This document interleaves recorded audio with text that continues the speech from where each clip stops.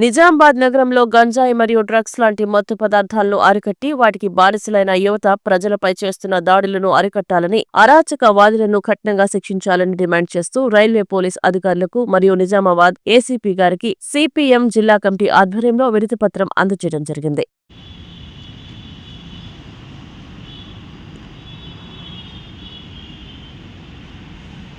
నిజామాబాద్ నగరంలో గత కొంతకాలంగా గంజాయి, డ్రగ్స్ లాంటి మత్తు పదార్థాలని సేకరించి సేవించినటువంటి కొంతమంది అరాచక ముఠా ఈరోజు ఈ నిజామాబాద్ రైల్వే స్టేషను, నాగారం, అట్లాగే చంద్రశేఖర్ కాలనీ, గౌతమ్ నగరు తదితర ప్రాంతాల్లో గుంపులుగా చేరుకొని రాత్రులందు ప్రయాణించేటువంటి ప్రయాణికులపైన, మహిళలపైన దాడులు చేస్తూ, దొంగతనాలు చేస్తూ, డబ్బులు గుంజుకుంటూ అనేక రకాల ఇబ్బందుల్ని సృష్టిస్తూ ఉన్నారు.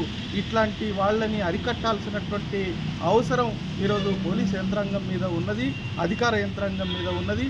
అందువలన ఇట్లాంటి మత్తు పదార్థాలని పకడ్బందీగా అరికట్టాలని, దాడులు చేసేటువంటి వాళ్ళ మీద కఠినంగా వ్యవహరించాలని సిపిఎం పార్టీగా ఈరోజు పోలీస్ అసిస్టెంట్ కమిషనర్ ఏసీపీ గారికి వినతిపత్రం అందజేయటం జరిగింది.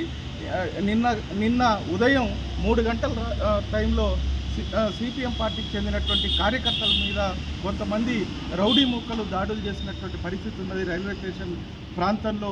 కాబట్టి వాళ్ళ మీద కేసులు కూడా బుక్ చేయటం జరిగింది.